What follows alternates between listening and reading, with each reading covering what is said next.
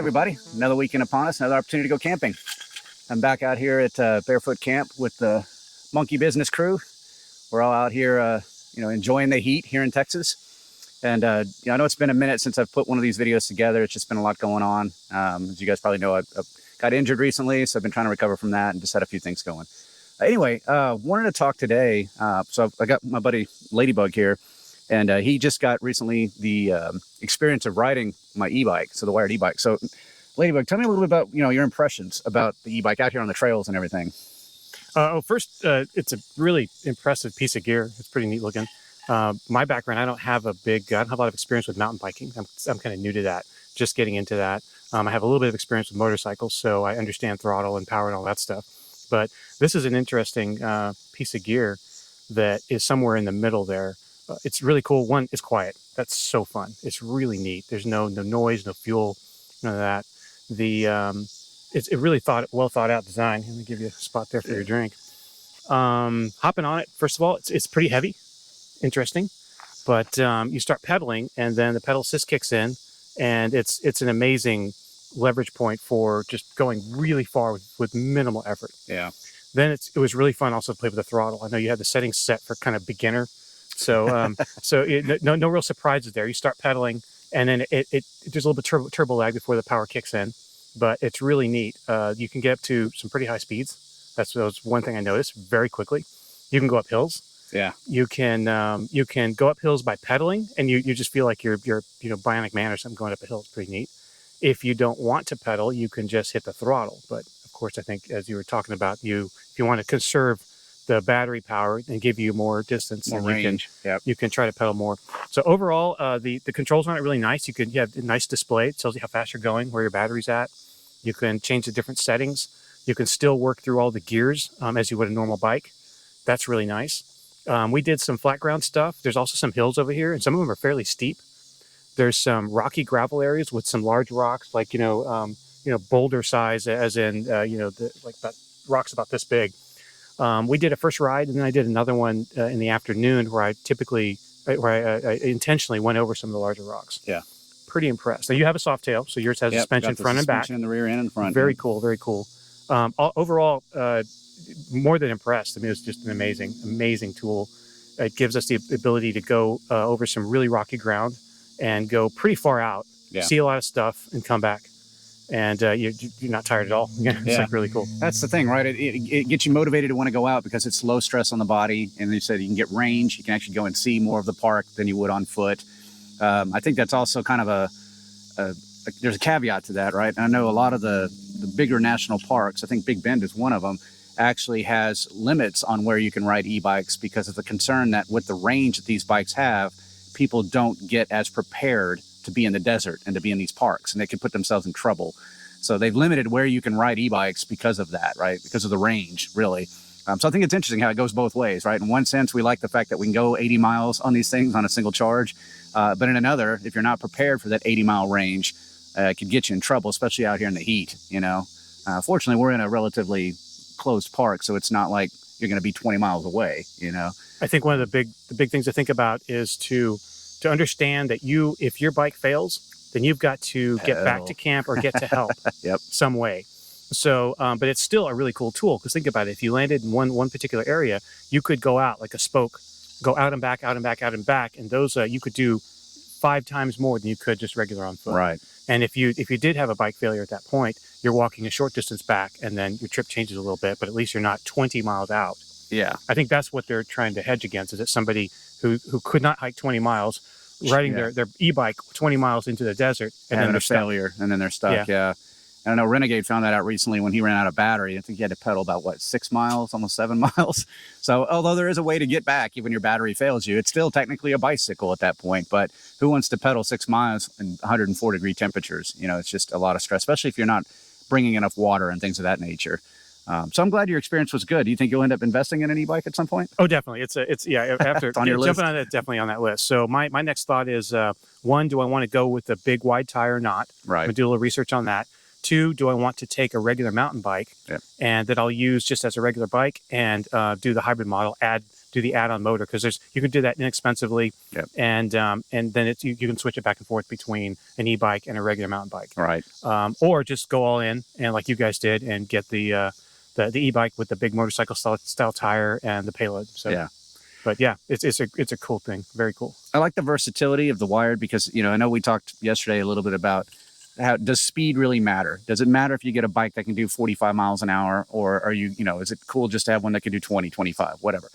And I think that when it comes to versatility, why not have both? Why not have the ruggedness of a mountain bike that can get you on these trails where you're not going to do 40 miles an hour on a trail, but if you're doing road work, you're going to want to do 40 miles an hour to keep from getting run over by all the cars that are on the roads. So having something that can give you a little bit of versatility depending on, maybe I don't want to ride trails today. I just want to be on the road. So I want a bike that can do that. Maybe I want to be on the trails today. I want a bike that can do that as well. But as you mentioned at the very beginning, the power settings, there is some guidance out there. I think I keep bringing up Citizen Cycle because he's such a good authority on e-bikes, where you can turn off all of the restrictions on these things and just be full throttle all the time. And really where I see the practical application of that is on the road when you need instant power and you need high power. When you're on a trail, it can kill you. And we found that out, falling off the bike when I, literally within the first 5 minutes of being on a trail because I had all those high-end power settings. So I've dialed that back so that the power is more gradual so that when we're doing trail work, I can let anybody ride my bike and they're not going to kill themselves on it. So there's some value in having it both ways, but just having the versatility to have one that can go fast or one that can go slow, rather than being stuck with one or the other, I feel is a better option. So be excited to see your journey as you move into the e-bike world, which kinds you end up with, what kind of research you find on it. These things are evolving almost daily at this point. There's more and more manufacturers getting on the bandwagon with building e-bikes. So really, anyway. Yeah, I'll keep you up to date. It's going to be fun. Good stuff. Any thoughts, guys? I know you haven't had a chance to ride it yet, but hopefully you'll be able to get on it today and experience that. Well, the one thing we did have I wouldn't call it a rescue situation, but it did show how well the bike handles things, is we had a young girl come into our camp and she was a little lost looking for parents or grandparents and didn't know where to go. And we had 2 bikes in camp and we covered the whole camp in 3 minutes to find... Looking for this truck. She knew what the truck was. Yep. And it only, when it was like a mile and a half down a specific path where it would have taken her half a day, which of course she couldn't have done. Yep. But we were able to map out the whole park in almost, 90 seconds. We got down there and our trucks found it. Were set. And our trucks were hooked up, so we didn't want to drive. But even with the trucks, those wouldn't have covered the ground up and down all those trails as fast as we went.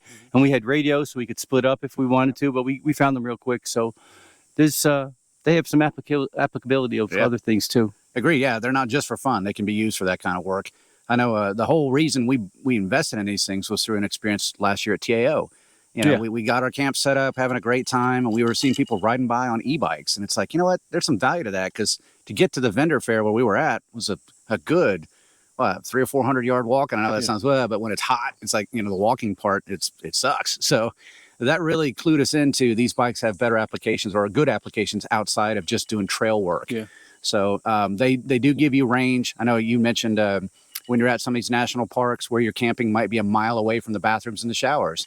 And you'd either have to take your vehicle or you'd have to walk. Well, with an e-bike, no big deal. Jump on and you're down range. And that was, here, if someone was here in this camp, because there's some trails behind us, they fell, they're scratched up. I can get on that e-bike. I can get to the office probably faster than I could if I had my car. Because my car, if you're camping, half the time your car is not actually set up to leave immediately. You've got bags here and there, and maybe you're hooked up to a trailer, or you got your awning deployed off your... Where with the e-bike, I'm on it and I'm gone in like 15, 20 seconds. Agreed. Yeah, so and definitely I can cut through the woods. Yeah, exactly. Whereas in a vehicle, you wouldn't be able to do that. So, for those of you guys that are looking for e-bikes, it's just one more thing to think about. The application. Do you plan to just be a trail rider or road rider? Or do you go to events where it makes sense to have an e-bike so that you're not having to walk all the time? So just some food for thought on that.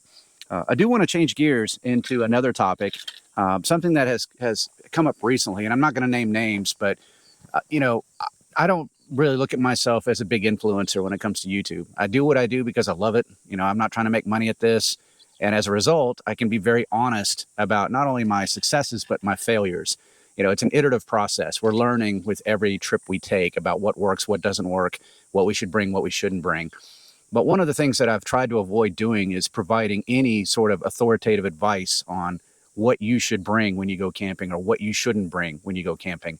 And I have found that as personalities on YouTube get bigger and bigger, they're perceived as an authority in these areas. And to much of the chagrin of people that are watching it, And again, I'm not going to name names, but I watched one recently of a pretty high profile guy, and he was making recommendations on things you should leave at home when it comes to camping. And they were critical things like water. You know, in his world, he felt like, you know what, I bring water, I don't always use it, I bring a lot of it back home. And as a result of that, he started leaving more water at home rather than taking it with him. And I felt like that was just a bad mistake.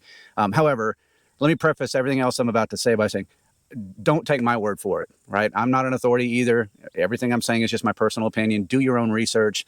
You know, take what works for you when you go into the field. Over prepare rather than under prepare, right? It never hurts to have more than you need, right? Because you never know when you're going to find yourself in a situation where you're going to have to rescue someone else that didn't prepare. And it's good to have a little bit of extra. But just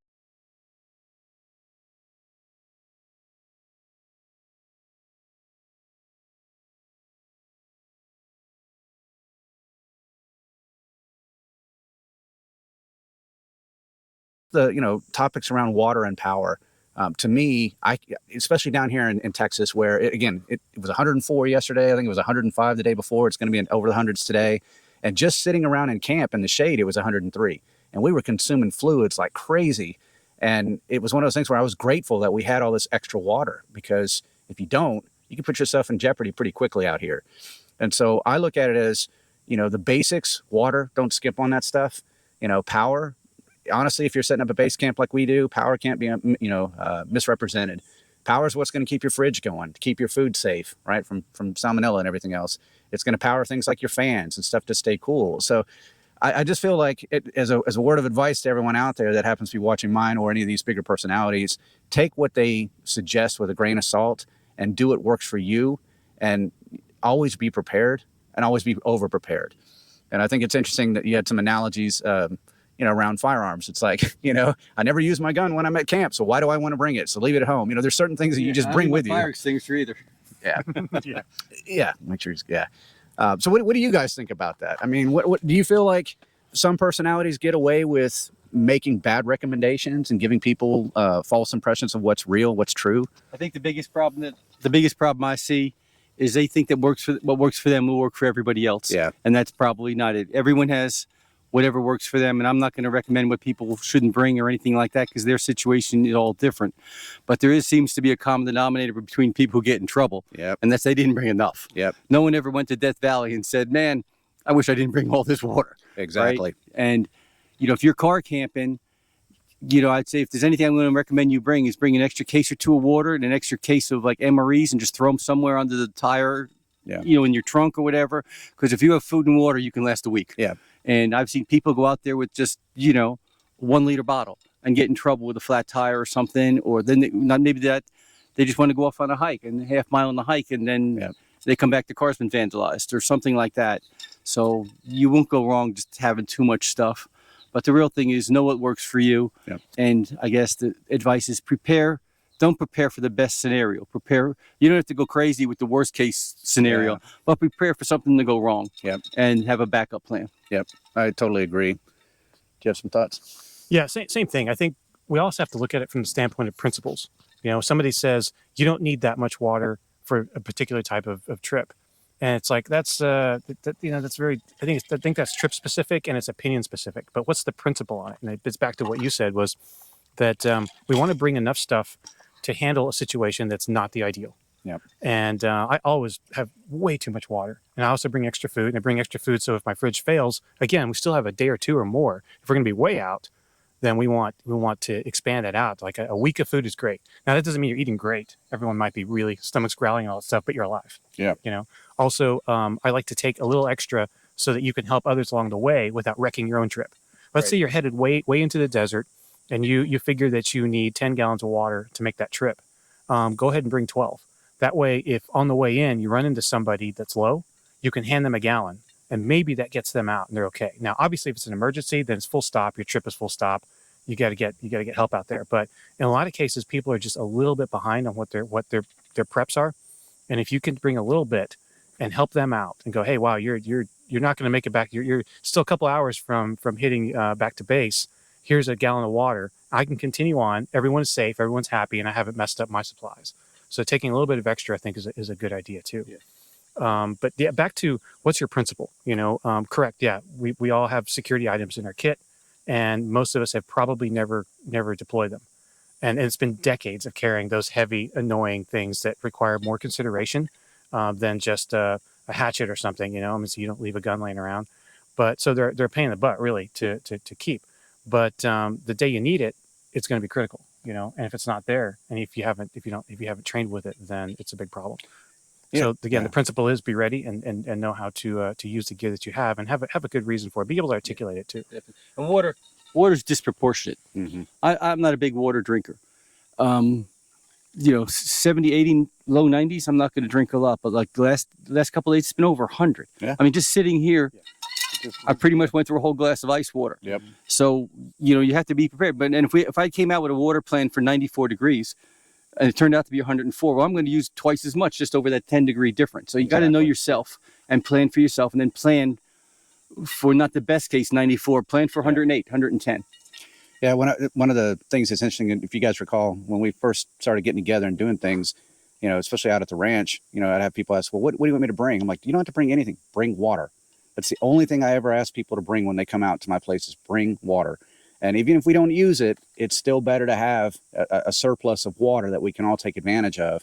And the more people that bring a little 5-gallon thing of water per person is enough to contribute to the community to where you've got yourself covered. So, fundamentals like that. So when you guys are watching these personalities, again, to reiterate, take what they say about what they bring and what they leave at home with a grain of salt. It's always better to be more prepared than underprepared. And you can't skimp on things like water. And honestly, you can't even skip on things like power, in my opinion. And I'm not saying you need to get a full 1,000-watt solar panel out every time you go camping, but even just a little portable solar pack that can charge your phone or charge the devices that will get you out of a situation, right? Whether it be one of those Spot X's, Garmin's, whatever, because you never know when these systems are going to fail. Out here where we're located, the cell towers are nowhere near here, although there is a slight signal with WeBoost. I noticed my phone was struggling to try to get a connection, and therefore it was draining the battery. I woke up this morning, I had less than 20% left on my phone. I'm thinking if I hadn't brought some mechanism to charge my phone, that'd have been a little bit annoying. The anxiety of not being able to communicate out would be a little bit problematic for me. So anyway, just moral of the story. So what do you got? You got some thoughts on it? Well, I think just going back to something that you said earlier about, the vehicles that we have here, because everybody here has a capable vehicle, but when I come out, I see my vehicle as the one that if something happens, we can jump in that. It's ready to go because it's not hooked to a trailer, doesn't have a tent on top. But that's something that I contribute to the group, that just in case we need it, hey, we have the vehicle. Hey, if we run out of ice, we need some more water, we can go. It's not that much of a detriment to pack it up and go. And to your point about the water, I know we all brought a ton of water. I brought extra water. I brought a case of water. We have like an additional 5 bags of ice, but we're probably not going to go through it. But what's the harm? We don't need it, but we have it just in case something goes on, somebody's truck doesn't start, we have to go run into town to get a battery, bring it back, something like that.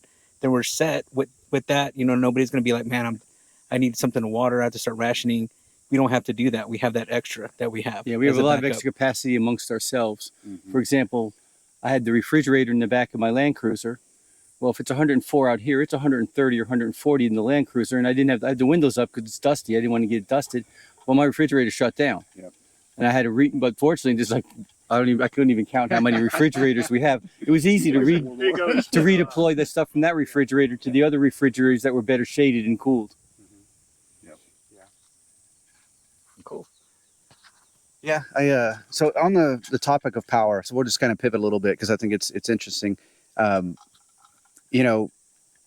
of the things that we've done this trip that we haven't really ever done is we keep elevating the type of equipment that we bring for these types of camping scenarios where we're multi-day in one place. And, so I think this time we had 2 frozen margarita machines. We had a waffle maker. And I know for a lot of people out there, that's like, well, now you're glamping, right? You really are. Well, the reality is the way we look at it is everything we do is still outdoors. We're still cooking outdoors. We're still showering outdoors. We're still, doing everything outdoors. Hiking, biking. Yeah, everything. Exactly. Everything that you would do in a normal camping situation, we still do. But what we've learned is it's better to sleep inside, right? So we sleep inside our trailers. I know Ladybug's in the rooftop tent, so he sleeps in his tent. That's fine.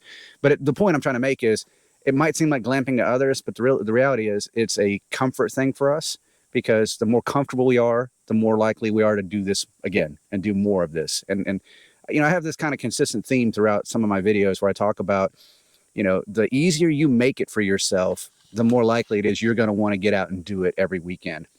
And the trailer really has opened that up for me. I mean, I'm now at well over 60 trips in my trailer, and I don't regret buying it. I mean, it's something that motivates me every weekend.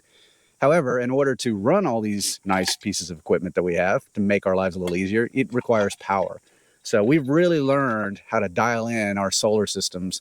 And granted, we're out here in Texas. It's July, and it's obviously full sun all day long. We're getting 70 amps coming off our solar panels and stuff like that. But on a cloudy day, this would be a bit of a challenge. I mean, this would not be as easy because of the lack of sun. So, just got to think through your power requirements when you're doing this kind of stuff. Solar is great if you've got great sun, maybe a generator or some other mechanism to generate power. We're actually thinking about talking about portable. All right, and we're back. And just like that, with the heat, the GoPro shut off. So another example of how hot it can get out here so fast. Anyway, so hopefully this has been useful to you guys. Again, the power requirements, just think in terms of the more comfortable you want to make yourself, the more power you're probably going to need, and to be thinking through that. And again, hopefully some of the things we talked about today are useful to everybody out there. It's as honest as we can be about our situation. We're not trying to sugarcoat anything. Not everything's perfect. And like I said, every camping trip is an iterative process for us. So any parting thoughts? Just have fun with it. I know we do a lot of justification. Oh, why do we have this big solar situation? Why do we have the e-bikes and all that? It helps us to do this and this and this. Bottom line, that e-bike is just crazy fun. And it's really fun to make frozen drinks in the middle of the desert. And I ran an AC unit in my tent last night for a few hours, and that was really fun. I took a nice shower this morning with Hey all, Future Tommy here. I apologize for the GoPro shutting down, but due to the extreme temperatures, it's real hard on sensitive electronics, so it kept getting cut out. And anyway, to summarize the video, when it comes to your supplies and what works for you, it's always better to be overprepared than underprepared. In any event, hopefully you enjoyed the video. Looking forward to making more content for you as the weather starts to cool down. And stay tuned, everybody. Thanks.